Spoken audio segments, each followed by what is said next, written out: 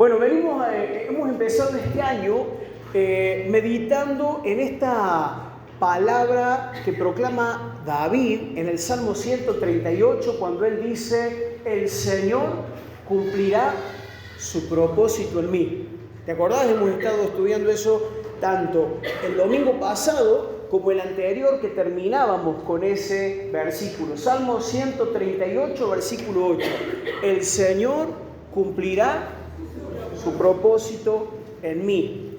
Y todos entendemos que lo mejor que puede pasarle a nuestra vida es que se cumplan sus propósitos en vez de los nuestros. Pero tenemos que identificar, y Dios nos va a ayudar, que hay enemigos o hay obstáculos o hay trabas para que se cumpla el propósito de Dios. Por eso tenemos que identificarlos y tratarlos debidamente, ¿sí?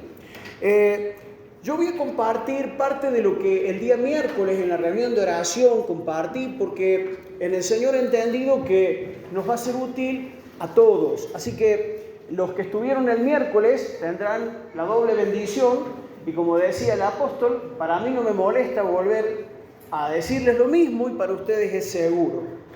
Leíamos el miércoles uno de los textos que yo mencioné el domingo pasado. ¿Se acuerdan que después de que David mató a Goliat, las mujeres de Israel inventaron una canción que causó mucho enojo? ¿A quién? Al rey Saúl. La canción decía algo así como que Saúl mató a sus miles y David a sus 10.000, comparando que David había sido mucho más efectivo o más valiente en la batalla. Y como les decía, esto provocó gran enojo en la vida de Saúl. Dice 1 Samuel capítulo 18, versículos 8 al 11, esto lo leímos la semana pasada. Esto hizo que Saúl se enojara mucho. ¿Qué es esto?, dijo. Le dan crédito a David por 10.000 y a mí solo por 1.000. Solo falta que lo hagan su rey. Desde ese momento, Saúl miró con recelo a David. Al día siguiente, un espíritu atormentador de parte de Dios abrumó a Saúl y comenzó a desvariar, ¿sí? A hablar tonterías, a estar como fuera de sí. Comenzó a desvariar como un loco en su casa. David tocaba el arpa tal como lo hacía cada día, pero Saúl tenía una lanza en la mano y de repente se la arrojó a David tratando de clavarlo en la pared, pero David lo esquivó 2 veces. Y quiero que podamos pensar en que el enojo, cuando no lo tratamos o cuando no dejamos que Dios trate con este aspecto de nuestra vida, que nos puede llevar al enojo o a la ira, podemos perder o por lo menos retrasar el cumplimiento del propósito de Dios en nuestra vida. ¿Estás de acuerdo conmigo? Y si no estás de acuerdo, no estás obligado. Quiero que pongas atención a la palabra, porque acuérdate como dice el salmo que leímos en esta noche, al principio: la exposición de sus palabras alumbra. Y yo espero que Dios alumbre nuestro corazón, nuestro entendimiento, porque Él quiere cumplir su propósito. ¿Y cuál es su propósito? El gran propósito del Señor, entre otros, es forjar en cada uno de nosotros el carácter de Cristo. Él quiere que podamos experimentar y ver el fruto de su espíritu: el amor, el gozo, la paz, la paciencia, la benignidad, la bondad, la fe, la mansedumbre, la templanza, es decir, el dominio propio, porque cuando esas cosas se manifiestan en nosotros, nadie puede venir a recriminarnos nada. No hay ley contra tales cosas. Cuando manifestamos el carácter de Dios, no solamente que Dios es glorificado, sino que empezamos a vivir de otra manera entre nosotros. Una de las problemáticas más comunes en este tiempo tiene que ver con la poca tolerancia que hay en las relaciones interpersonales. Pero no solamente en las relaciones con los desconocidos, con ese con el que me crucé en la calle y casi choco porque no me vio, porque venía hablando por teléfono, o no solamente con los desconocidos como esos del trabajo o esas personas con las que no tengo ningún vínculo. El problema se genera sobre todo dentro del vínculo cercano de nuestras amistades, de la familia, en el matrimonio, con los hijos, con los padres. ¿Y de qué sirve, como dice el autor de los Proverbios, tener abundancia en nuestra casa y tener mucho para poner sobre la mesa si no nos podemos mirar a los ojos y tener paz? ¿De qué sirve hacer un viaje muy bonito si vamos a estar discutiendo, si vamos a estar sacándonos los trapitos al sol, si vamos a estar explotando por cada cosa que ocurra y recordando lo pasado, las heridas, los insultos, los errores? ¿De qué sirve poder tener lo que pudiéramos desear en este mundo si no tenemos un buen trato entre nosotros? Si el enojo nos invade en cada situación de la vida, ¿sí? Entonces, lo que yo acabo de leer tiene que ver justamente con un episodio donde Saúl, ¿a causa de qué? A ver si se acuerdan. ¿Qué fue lo que detonó el gran enojo de Saúl en esta ocasión? Celos, envidia, que por cierto tenemos que identificar que son, según la Biblia, muchas veces las que nos llevan emociones o sentimientos que nos llevan a experimentar enojos de gravedad cuando no le ponemos el punto a tiempo, ¿no? Y otra cosa que me llama la atención de este texto, que ya lo he mencionado en otras oportunidades, si bien no es para hacer un principio teológico, pero fíjense, el enojo descontrolado de Saúl le abrió la puerta a un espíritu malo. Dios permitió que un espíritu malo empezara a atormentarlo. Y aunque vuelvo a decir, no podemos decir, no sería correcto decir que cada vez que alguien se enoja le está abriendo la puerta de su corazón a un espíritu malo, ¿no es cierto? Porque hay veces que hay personas que se enojan y se controlan. Jesús se enojó, pero no dañó a nadie, no ofendió a nadie.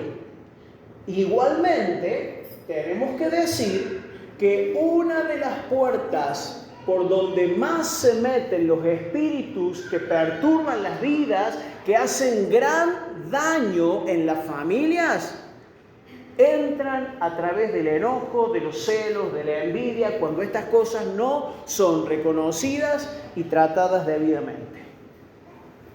Así que cantaban las mujeres: Saúl mató a sus miles y David a sus 10.000. Y esto enojó mucho a Saúl. Y entonces pregunto, para que piensen y me contesten, si las mujeres de Israel no hubieran hecho ese canto estableciendo la comparación entre David y Saúl, ¿Saúl no hubiera reaccionado así? Vuelvo a preguntar. Sí, hubiera tenido otro motivo para celar, ¿no? Hubiera sido que, no, mi hijo Jonathan no quiere más a David que a mí. Bien, Blanca ya dio su opinión. Vuelvo a preguntar, si las mujeres de Israel no hubieran hecho ese canto, ¿Saúl no hubiera reaccionado así? Hubiera reaccionado igual, porque la envidia era el poder que se manifestó en David venciendo al filisteo. dónde estaba el problema de la envidia y de los celos? ¿En el canto de las mujeres? ¿En qué parte de Saúl? ¿De dónde dijo el Señor que salen los malos pensamientos, los homicidios, las envidias, los gustos, los celos? ¿De dónde salen? Del corazón. El problema no fue el cantito de las mujeres. Podríamos discutir si fue oportuno o no, pero el problema no fue el canto de estas mujeres, sino la envidia, los celos y el tremendo enojo, la locura que tenía Saúl en su corazón. ¿Por qué me parece fundamental que marquemos esto? Porque nosotros, los seres humanos, somos especialistas en justificarnos a la hora de hacer una locura en lo que los otros hayan dicho o hayan hecho. Lo que pasa es que él me hizo explotar, por eso yo le incendié el auto. Por favor, hermano. Yo le dije todas las cosas que tenía guardadas en mi corazón porque ella me cansó. Me cansó, es una gotera continua y ya no doy más. Entonces le tuve que decir todas las cosas que le dije. ¿Será justificativo lo que la otra persona haga o diga para que yo manifieste enojo desmedido? ¿Estás entendiendo lo que estoy diciendo? Jesús podría haber reaccionado con justa razón en tantas oportunidades. Sin embargo, dice la palabra que él encomendaba la causa al que juzga justamente. Y cuando le maldijeron, él no respondió con maldición. Y cuando le injuriaron y lo desafiaron, él se mantuvo manso, humilde. Y si nosotros queremos que se cumpla el propósito de Dios en nuestra vida, tenemos que empezar a mirar con más atención el carácter, las respuestas, las maneras en que Jesucristo se manifestaba ante las adversidades. ¿Amén? No es algo fácil, no es popular lo que estoy diciendo, pero tiene que ver con que se manifieste el gozo de Dios y del Espíritu Santo en tu vida y en las relaciones que puedas mantener con tus seres queridos. Tiene que ver con el bien y la paz o con el tormento que puedas vivir en tus ámbitos más cercanos. Así que yo espero que puedas recibir la palabra con gozo de parte del Señor. Mira, en Proverbios 29:11 leemos esto. El necio da rienda suelta a toda su ira, mas el sabio al fin la sosiega. Me gusta no solamente porque son de estos proverbios que nos ayudan a comparar dos situaciones, sino que también este proverbio deja en claro que tanto necios como sabios tienen momentos donde se enfrentan a la ira. Porque no dice que el sabio no tiene ira, sino lo que dice es que el sabio al fin, ¿qué hace? La controla, la sosiega. ¿A qué? A la ira. ¿O me vas a decir que nunca te enojaste? En tal caso serían dos por lo menos tus pecados. Seguro que te enojaste y estás mintiendo. Todos nos enojamos. Hay cosas que nos enojan mucho. Y según la personalidad y las circunstancias de cada uno, hay cosas que nos enojan más que a otros, ¿no? Y hay hermanos que tienen la gracia o la desgracia de ser leche hervida, como se dice popularmente, ¿no? Porque enseguida explotan, enseguida reaccionan, enseguida se enojan. Pero bueno, acá el Señor nos está dando la posibilidad de que aprendamos, de que recibamos sabiduría, porque el sabio al fin la controla, la sosiega a la ira. ¿Querés tener esa sabiduría? ¿Te parece que será útil en tu casa o no te hará falta? Bueno, entonces, sigamos. Saúl era uno que le daba rienda suelta a su enojo y lo vimos en el pasaje que leímos, ¿no? Le daba demasiado tiempo y demasiado lugar en su mente a un montón de argumentos fantasmas, mentirosos, peligrosos. Y acordate que un espíritu malo lo atormentaba. Entonces debe haber, a partir de ese día que empezó a mirar con malos ojos a David, debe haberle empezado a dar vuelta en la cabeza la idea de que este tipo me va a desbancar, este me va a serruchar el piso, este se va a querer ganar la amistad de mis seres más queridos, de mis sirvientes, para boicotearme, seguro que me quiere matar, seguro que anda planeando hacerme mal. Y era un perseguido y desvariaba y andaba como loco a causa de no ponerle freno a esta situación de su enojo. Fíjense hasta dónde dejó que siguiera, y espero que nos sirva, que la palabra de Dios nos sirva de espejo para que nosotros también sepamos cómo ponerle límite a estas cosas y no caigamos en el error de Saúl. En el primer libro de Samuel, capítulo 20, versículos 27 en adelante, dice así: esto ocurrió, para que entiendan el argumento, llegada una fiesta muy especial para Israel. Era la costumbre que el rey Saúl con su hijo Jonatán, con su jefe del ejército y David se sentaran a compartir la mesa.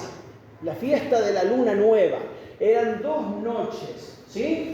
Llegó la primera noche y David no estuvo. Llegó la segunda noche y David no estuvo. Y dice el verso 27 de 1 Samuel 20: pero cuando el lugar de David siguió desocupado al día siguiente, Saúl le preguntó a Jonatán: ¿por qué el hijo de Isaí no vino a comer ni ayer ni hoy? Jonatán le contestó: David me rogó que lo dejara ir a Belén. Me dijo: por favor, déjame ir porque mi familia celebrará un sacrificio. Mi hermano me exigió que estuviera presente, así que te ruego que me dejes ir a ver a mis hermanos. Por eso no está a la mesa del rey. Escucha lo que sigue ahora. Entonces Saúl se puso muy furioso. ¿Con quién? Con Jonatán, con su propio hijo. Y fíjate lo que le dijo, hasta dónde llegó el enojo. Tú, estúpido hijo de prostituta, lo maldijo. ¿Acaso piensas que no sé que tú quieres que él sea rey en lugar de ti, para vergüenza tuya y de tu madre? Mientras ese hijo de Isaí esté vivo, jamás serás rey. Ahora ve y búscalo para que lo mate. ¿Pero por qué tiene que morir?, le preguntó Jonatán a su padre. ¿Qué ha hecho? Entonces Saúl le arrojó su lanza a Jonatán con la intención de matarlo. Por fin Jonatán se dio cuenta de que su padre realmente había decidido matar a David. Fíjense cómo el enojo, la ira que vienen muchas veces por los celos y las envidias, atacan o atentan en los círculos más cercanos, en la familia. ¿Cuántas historias habrá en cada una de nuestras familias de momentos de enojo, de momentos donde alguien no supo frenar su boca y dijo cosas tremendas y ofendió y perforó el corazón de alguien por alguna echada en cara o algún tipo de estas tremendos venenos que surgen cuando alguien se enoja y se descontrola? Pero en el nombre del Señor, nosotros estamos permitiendo al Espíritu Santo que opere para que estas cosas no ocurran. ¿Amén? Bien, fíjate, Saúl continuó con esta locura. Acordate que yo la semana pasada decía que por más de 10 años Saúl estuvo persiguiendo a David, intentando matarlo. Y no era una intención solamente, sino que tomó cartas en el asunto, involucró al ejército en varias oportunidades, lo persiguió y trató de eliminarlo, ¿no? En otra oportunidad, por causa del mismo enojo, mandó matar escucha bien, a 85 sacerdotes de Israel. Uno de ellos se llamaba Ahimelech.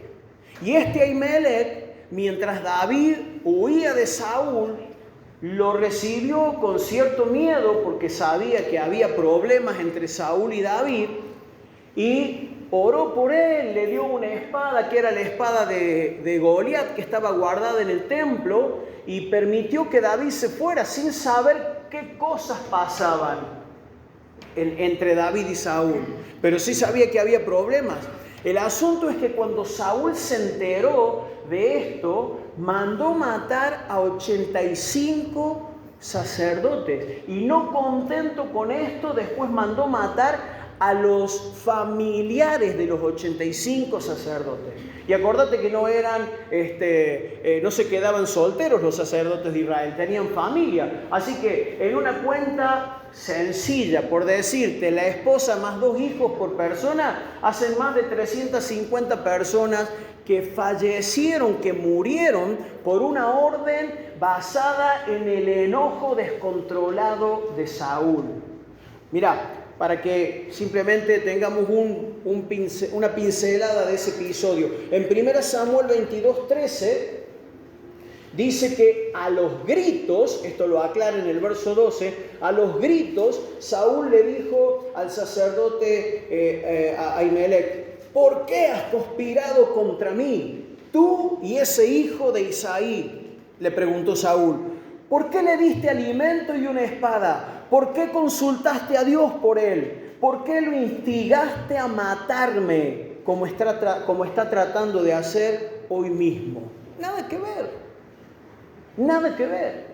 Ni David ni el sacerdote tenían la intención de matar a Saúl. David huía de Saúl porque Saúl lo quería matar. Pero como Saúl no le ponía freno en su cabeza a todo este motivo que lo atormentaba y lo hacía sentir inseguro, y como no le ponía freno, el enojo aumentaba y crecía y se hacía ira, desbordando hasta provocar la muerte de tanta gente como en este caso, ¿no? Entonces, fíjense, ¿se acuerdan de Caín y de Abel? ¿Qué es lo que le hizo Abel a su hermano Caín para que Caín lo matara? Nada. Fue simplemente celos, fue envidia en el corazón de Caín, porque la ofrenda de su hermano había sido acepta y la de él no. Y maquinó, y aunque Dios le aconsejó, porque fue el consejero de Caín y le advirtió, Caín igual siguió en su propósito de destruir al que creía que le estaba causando la infelicidad, su hermano Abel. ¿Se solucionó el problema de Caín cuando mató a Abel? No. Como no se soluciona tu problema cuando le ladras o le gritas o agredís a tu hermano o a tu esposo o a tu hijo descontroladamente. No se soluciona el problema, al contrario, se hace más grande. Lo mismo pasó con Esaú, el hermano de Jacob. ¿Se acuerdan después de que Jacob, en complot con la mamá, se hizo pasar por su hermano para robar la bendición de Esaú? Y claro, como el papá ya estaba viejo, ciego, lo confundieron y Jacob se hizo pasar por su hermano y le robó la bendición a Esaú. Y cuando Esaú se enteró de esto, se amargó, lloró, gritó, le cuestionó a su papá, pero después de eso él dijo: ya va a llegar el tiempo donde mi papá se muera y yo voy a matar a mi hermano por lo que me hizo. Y así hay gente que tiene como un propósito de vida hacer justicia, entre comillas, como si eso fuera a traerle paz o satisfacción.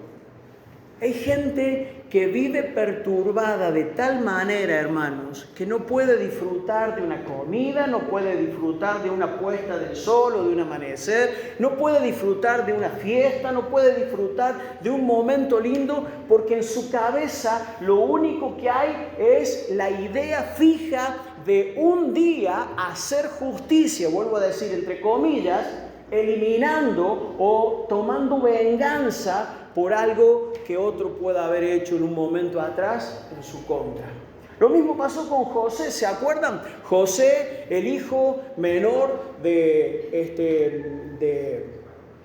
Jacob, ahí está.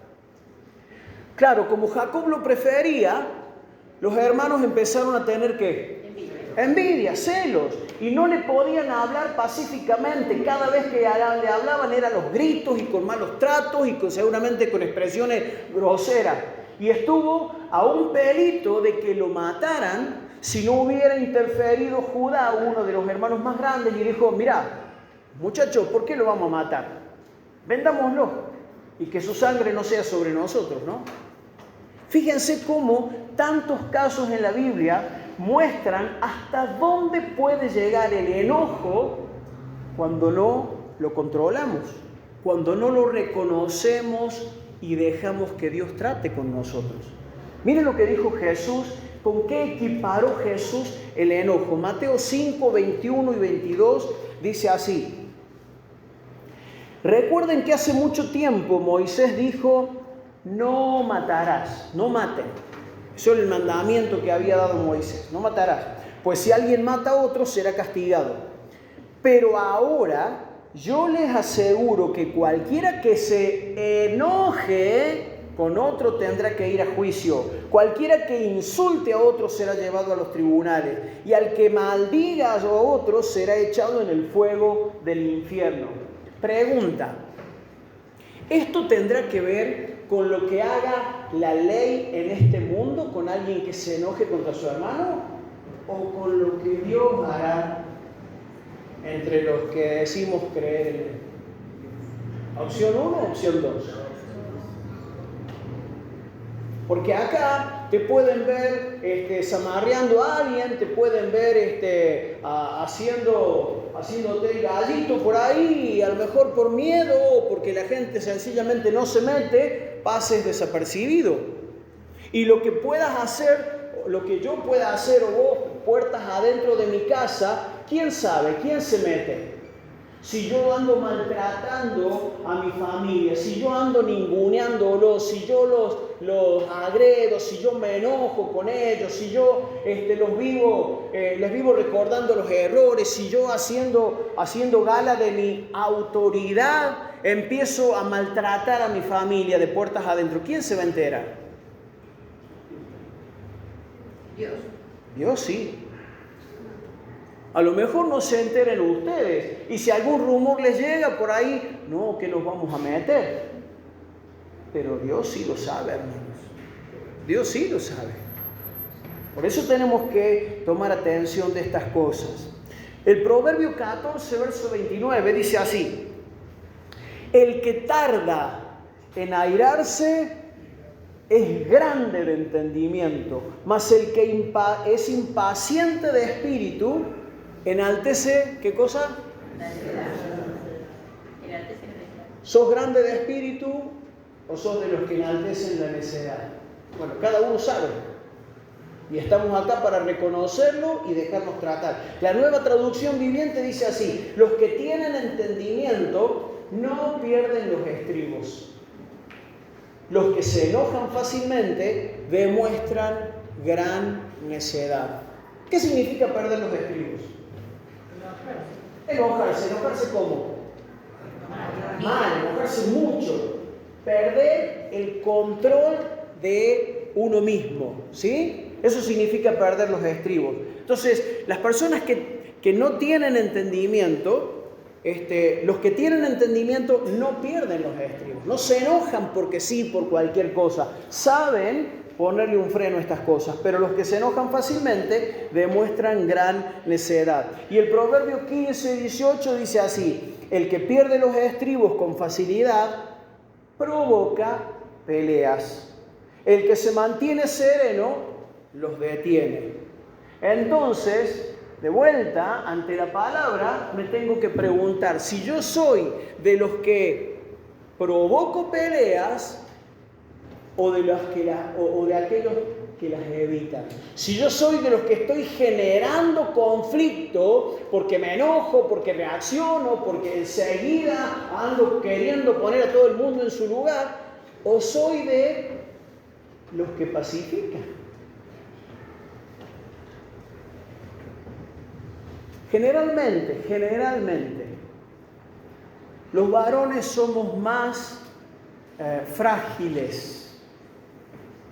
Nos enojamos más o a lo mejor se mezcla el enojo con el hecho de que somos un poco más grandote o más fuerte y gritamos más. Y digo generalmente, porque esto no significa que las mujeres no tengan este problema, ¿no? Pero digo, todos tenemos que controlarnos, hermano. De vuelta te animo a que pienses en tu familia, en tu círculo más cercano, en tus conocidos, en tus afectos. ¿Qué querés? ¿Generar contienda o querés encontrar paz para tu hogar? Ojo, esto no significa que tenga que meter la cabeza como el avestruz abajo de la tierra e ignorar los problemas. No. Los problemas hay que afrontarlos, pero hay que hablar con la paz del Señor. Hay que hablar con entendimiento, hay que hablar con sabiduría y saber en qué momento hablar, porque a veces nos ponemos a discutir temas cruciales en el matrimonio a las 12 de la noche después de una jornada larga de trabajo donde estamos con la paciencia en nivel 0. Y lo único que puede salir de bueno ahí son ladridos, alaridos, rasguños, puñetazos, voladura de plato. Entonces, te digo, por si en algún momento te ocurre, no discutas a la noche ni cuando estás muy cansado. Más bien, con prudencia, decir, mira, déjame que piense en esto. Mañana o después de que descanse un poco, vamos a ver a qué nos guía el Señor. ¿Sí? Bueno, esa va extra. O sea, de yapa.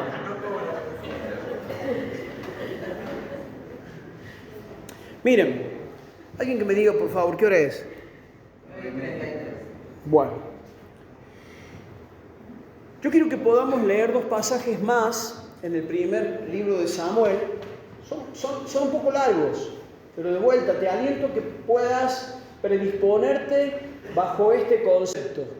La exposición de tus palabras alumbra. Porque todos sabemos que el enojo es un problema. Pero bueno, ¿cómo lo encaramos? ¿Cómo lo solucionamos? ¿Cómo tratamos o cómo dejamos que Dios nos trate en este sentido? Bueno, mirá, esto no es de un día para otro. Esto no se logra con una pastillita. Esto no se logra con un día de ayuno ni con una oración de 3 horas.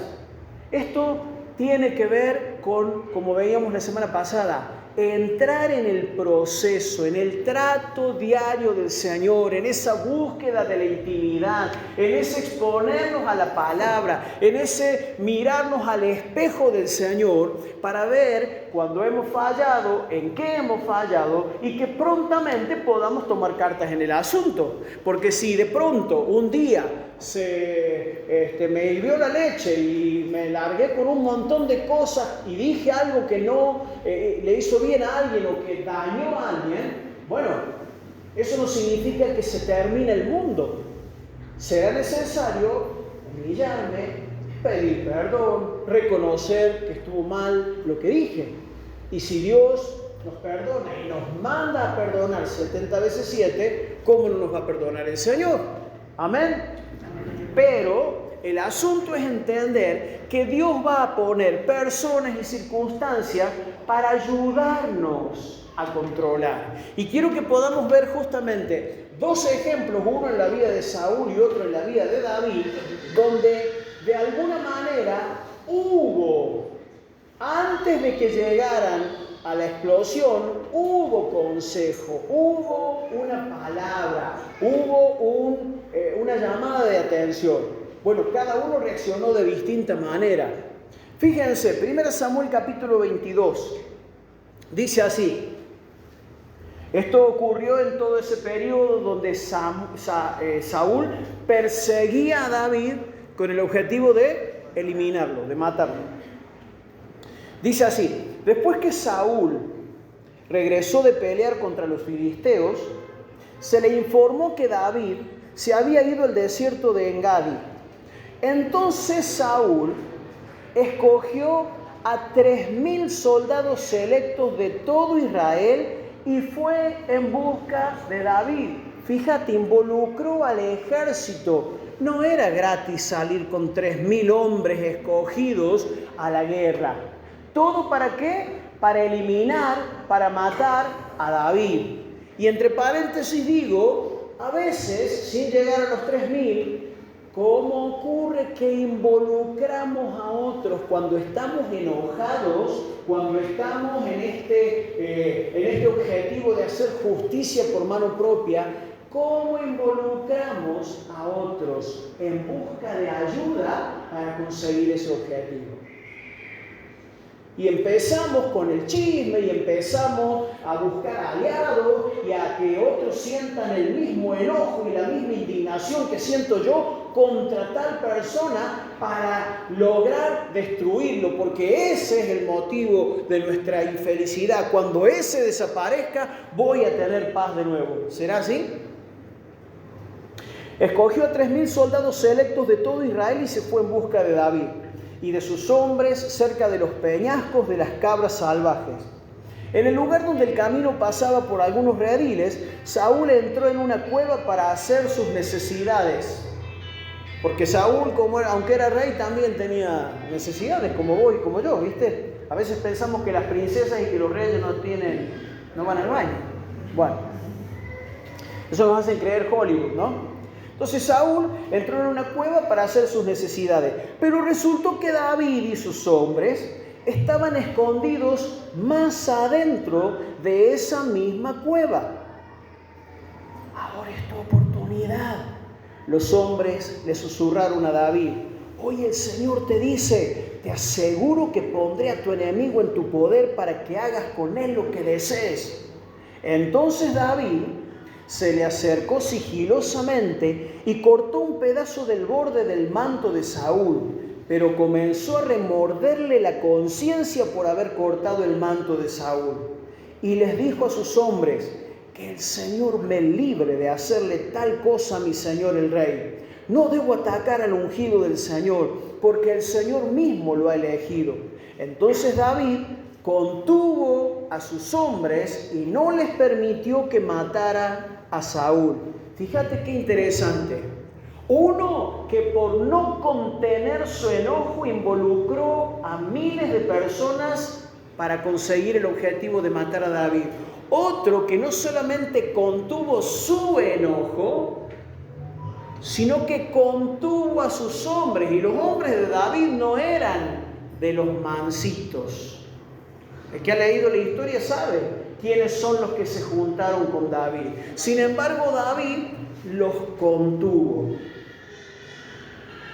Sigue diciendo el verso 5: pero comenzó a remorderle la conciencia por haberle cortado el manto a Saúl. Y les dijo a sus hombres: que el Señor me libre de hacerle tal cosa a mi señor el rey. No debo atacar al ungido del Señor, porque el Señor mismo lo ha elegido. Entonces David contuvo a sus hombres y no les permitió que mataran a Saúl. Después que Saúl saliera de la cueva para seguir su camino, David salió. Supongo, no está escrito, pero que uno de los motivos habrá sido el olor. Pero David salió y le gritó: mi señor el rey. Cuando Saúl miró hacia atrás, David se inclinó hasta el suelo delante de él. Lo que es entender que aún el enojo y la injusticia de la otra persona no nos da motivo de que le faltemos al respeto. Sigo. Entonces le gritó a Saúl: ¿por qué le hace caso a la gente que dice que quiere hacerle daño, que quiero hacerle daño? Este mismo día puede ver con sus propios ojos que no es verdad, pues el Señor lo puso a mi merced allí en la cueva y algunos de mis hombres me dijeron que lo matara, pero yo le perdoné la vida, pues dije: nunca le haré daño al rey. Él es el ungido del Señor. Mire, Padre mío, lo que tengo en mi mano. Es un pedazo del borde de su manto. Yo lo corté, pero no lo maté. Esto prueba que no intento hacerle daño y que no he pecado contra usted aun cuando usted me ha estado persiguiendo para matarme.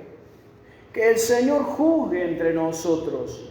Tal vez el Señor lo castigue por lo que intenta hacer, pero yo nunca le haré daño. Lo que es entender que el juez justo es el Señor y no yo. Sigo. Como dice el antiguo proverbio, de la gente malvada provienen las malas acciones. Así que puede estar seguro de que nunca le haré daño. De todas formas, ¿a quién trata de atrapar el rey de Israel? ¿Debería pasar tiempo persiguiendo a alguien que no vale más que un perro muerto o una sola pulga?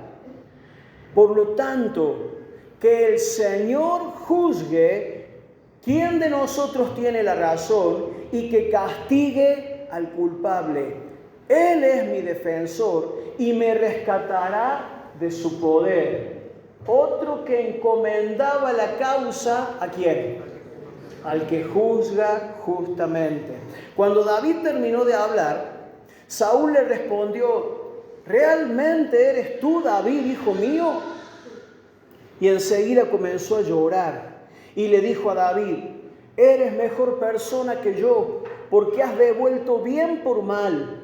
Es cierto, has sido increíblemente bondadoso conmigo hoy, porque cuando el Señor me puso en un lugar donde pudiste haberme matado, no lo hiciste.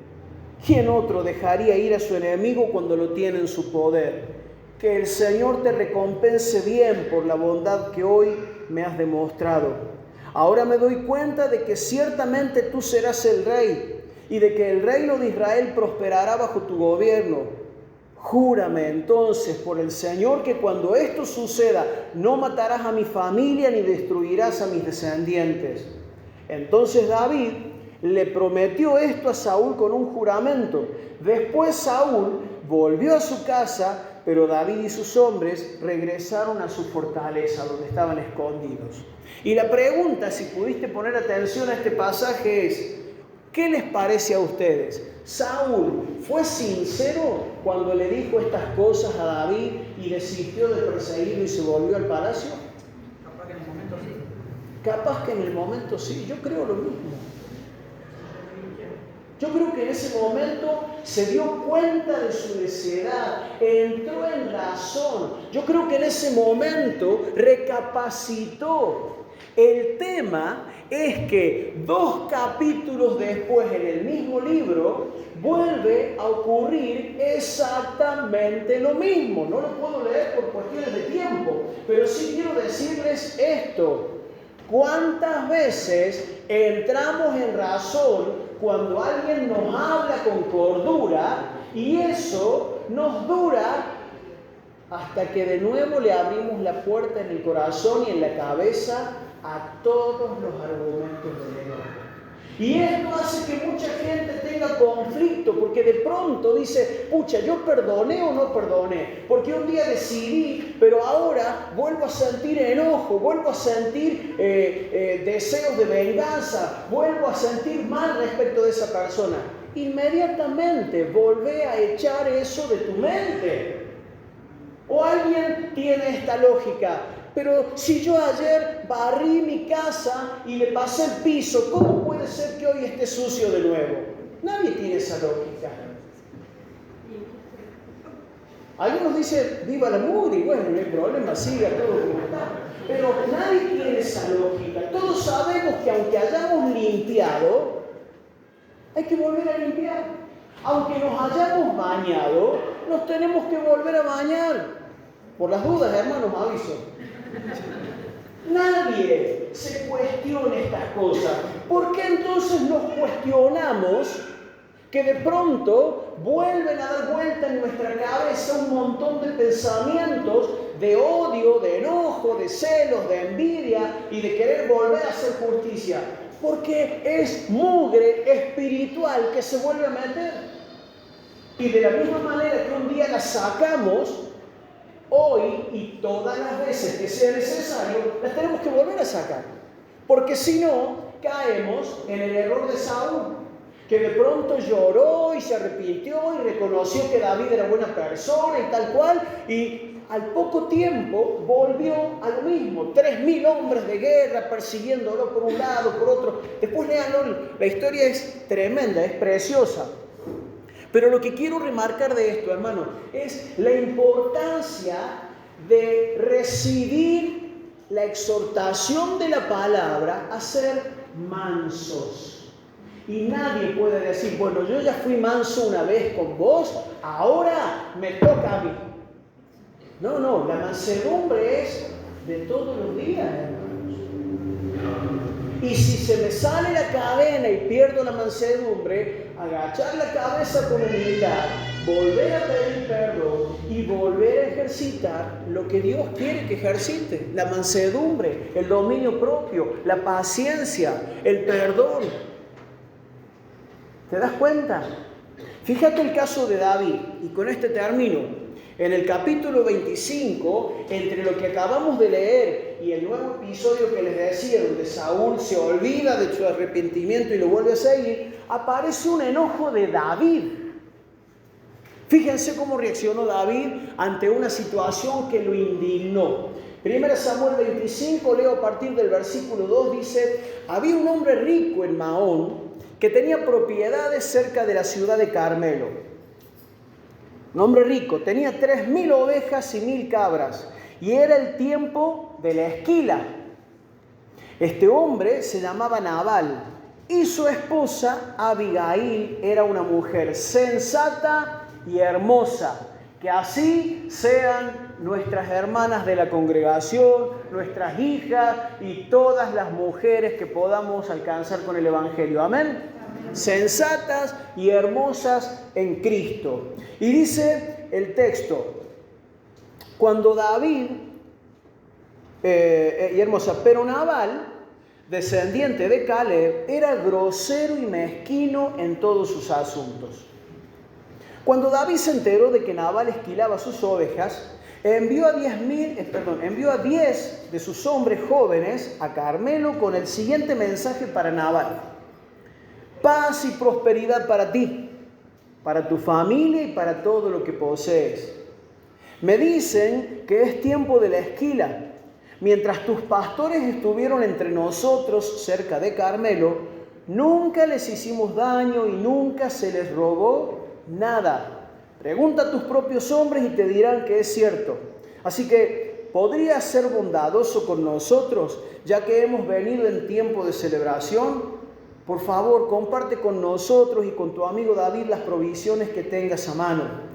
Estaban pidiendo, porque acuérdate que David andaba con sus hombres por el desierto huyendo. No había dónde comprar, dónde sembrar. No había tiempo de establecerse en un lugar para cosechar algo. Entonces le piden ayuda a Nabal. Los hombres le dieron este mensaje a Nabal en nombre de David y esperaron la respuesta. ¿Quién es este tipo David?, les dijo Nabal con desdén. ¿Quién se cree que es este hijo de Isaí? En estos días hay muchos siervos que se escapan de sus amos. Debo tomar mi pan, mi agua y la carne que destacé para mis esquiladores y dárselos a un grupo de bandidos que vienen de quién sabe dónde. De modo que los hombres de David regresaron y le dijeron lo que Nabal había dicho. Y acá llegó la experiencia para David, llegó la prueba para David. Entonces esto que escucho dice que lo llevó a David a lo siguiente: tomen sus espadas, respondió David mientras se ceñía la suya. Enseguida David salió con 400 hombres, mientras 200 se quedaron cuidando las pertenencias. Entre tanto, uno de los siervos de Nabal fue a decirle a Abigail: David envió mensajeros desde el desierto para saludar a nuestro amo, pero él les respondió con insultos. Estos hombres nos trataron muy bien y nunca sufrimos ningún daño de parte de ellos. Nada nos fue robado durante todo el tiempo que estuvimos con ellos. De hecho, día y noche fueron como un muro de protección para nosotros y nuestras ovejas.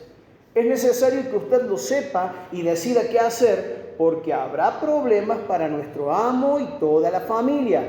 Nabal tiene tan mal genio que no hay nadie que pueda hablarle. Sin perder tiempo, Abigail juntó 200 panes, 2 cueros llenos de vino, 5 ovejas destazadas y preparadas, 36 litros de trigo tostado, 100 racimos de pasas y 200 pasteles de higo. Lo cargó todo en burros y les dijo a sus siervos: vayan adelante y dentro de poco los seguiré. Pero no le dijo a su esposo Nabal lo que estaba haciendo. Así que montada en un burro, Abigail entraba en un barranco de la montaña cuando vio a David y a sus hombres acercándose a ella. En ese momento, oh casualidad, David decía: de nada sirvió ayudar a este tipo. Protegimos sus rebaños en el desierto y ninguna de sus posiciones se perdió o fue robada, pero él me devolvió mal por bien. Estaba contento David, ¿no?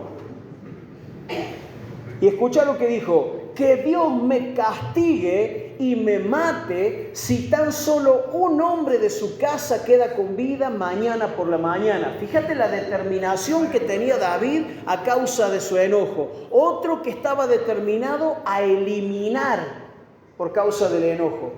Verso 23. Cuando Abigail vio a David y había escuchado lo que dijo David, enseguida bajó de su burro y se inclinó ante él hasta el suelo. Cayó a sus pies y le dijo: toda la culpa es mía en este asunto, mi señor. Por favor, escuche lo que tengo que decir. Sé que Nabal es un hombre perverso y de mal genio. Por favor, no le haga caso. Es un necio, como significa su nombre. Pero yo ni siquiera vi a los hombres que usted envió.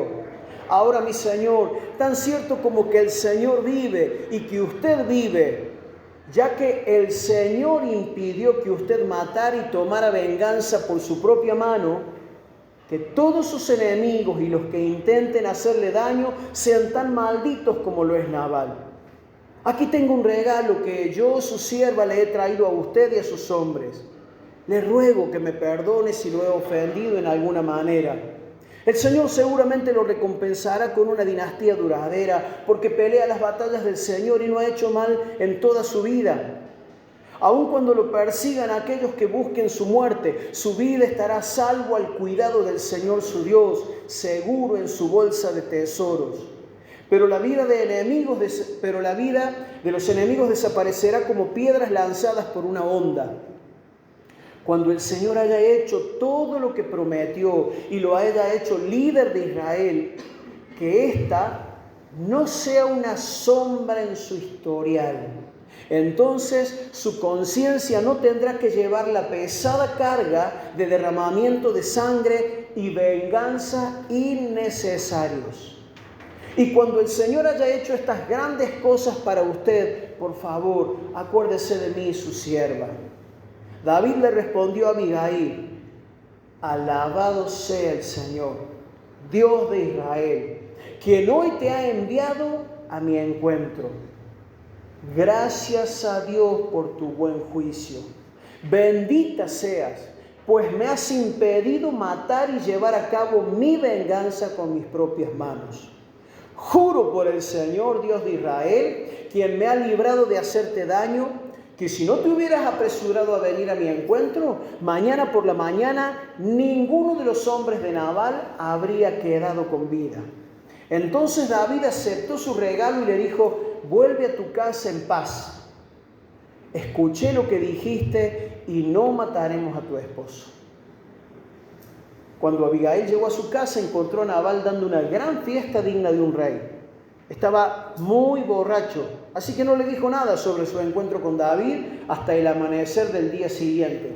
Por la mañana, cuando Nabal estaba sobrio, su esposa le contó lo que había sucedido.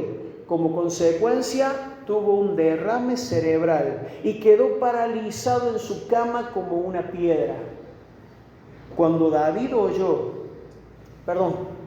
38, unos 10 días más tarde, el Señor lo hirió y murió. Cuando David oyó que Nabal había muerto, dijo: alabado sea el Señor, que vengó el insulto que recibí de Nabal y me impidió que tomara venganza por mí mismo. Bendito sea el Señor. Dos personas enojadas, dos personas con un profundo deseo de hacer venganza.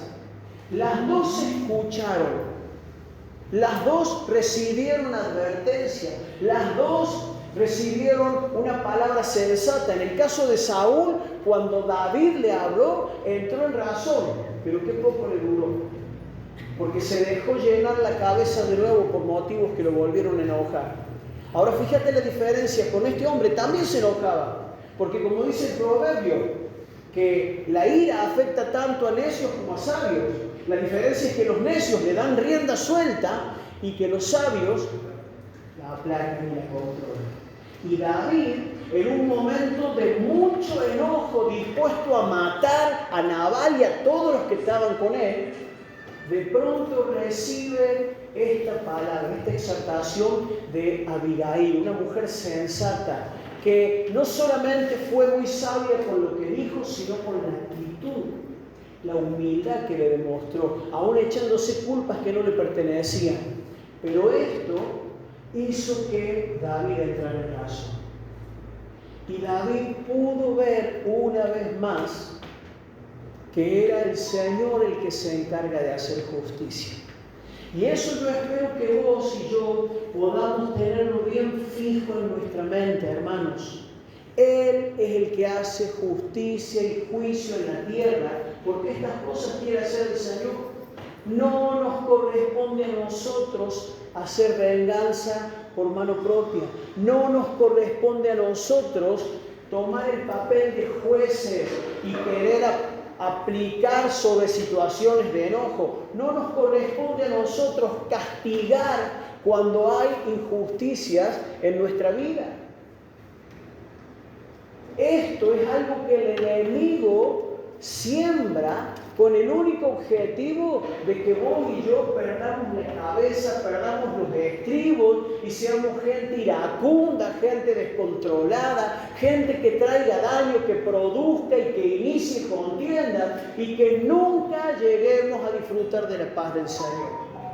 Cuando el Señor Jesús nos mandó a los discípulos a predicar, les dijo, cuando entren en una casa, digan, paz sea a esta casa. Y el Señor sigue deseando que tu casa y que cada casa que reciba el mensaje del Evangelio sea una casa que viva en paz. Por el contrario, el enemigo es el que llena la cabeza de perturbación y de enojo y de celos y de ira, de envidia, para que nos saquemos los ojos. Y acordate, a lo mejor nadie va a ir, ni la policía, salvo un caso extremo, ni el juez va a ir a golpearte la puerta de tu casa y decir, che, ¿por qué le gritas a tu esposa? ¿O por qué le gritas así a tus hijos?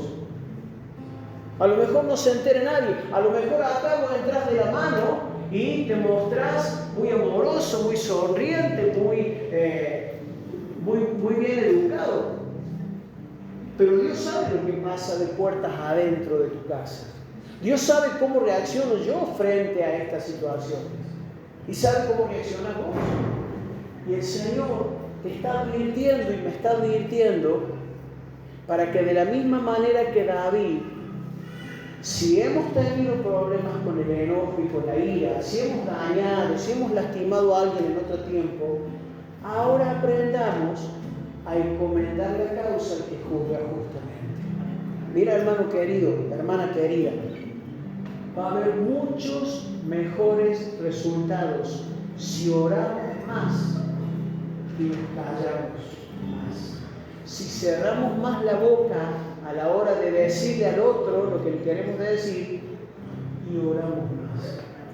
Así que le animo a que esto también sea un incentivo a doblar más las rodillas.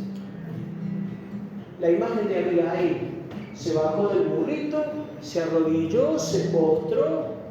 Por supuesto, ella lo hizo delante de un hombre. Nosotros tenemos que aprender a hacerlo delante del Señor. Y sí mantener una actitud humilde delante de la gente. Porque eso habla de sensatez. Eso habla de humildad de corazón, eso habla de paciencia, eso habla de dominio propio, de la capacidad de dejar que Dios reine en nuestro carácter y se manifieste en nuestras vidas. Acordate que el propósito del Señor es que el carácter de Cristo se manifieste en nosotros. Si necesitas, te lo digo de verdad, si necesitas que un poco más de la paciencia, que un poco más del dominio propio del Espíritu Santo, un poco más de la templanza del Espíritu Santo sea sobre tu vida, te invito a que te pongas de pie y le vamos a pedir al Señor. Yo soy el primero en estar en pie acá, porque entiendo que lo necesito, porque entiendo que anhelo para mi casa esto, hermanos queridos. No quiero que el enemigo se robe la bendición de la paz en mi matrimonio. Yo no quiero que el enemigo se robe la paz con mis hijos. Quiero tener la capacidad de decirle a mis hijos lo que sea necesario decirles, pero decírselos bien y no llevarlos a ira, como dice la palabra. Entonces, te invito a que le podamos pedir juntos al Señor que haga algo nuevo en nuestra vida, de modo que se manifieste su paciencia y su ternura. Ayúdanos, Señor. Realmente somos gente simple, Señor. Somos gente ignorante en muchos sentidos. Somos gente que encima hasta a veces creemos que sabemos cosas o que podemos hacer cosas cuando en realidad hay una gran limitación.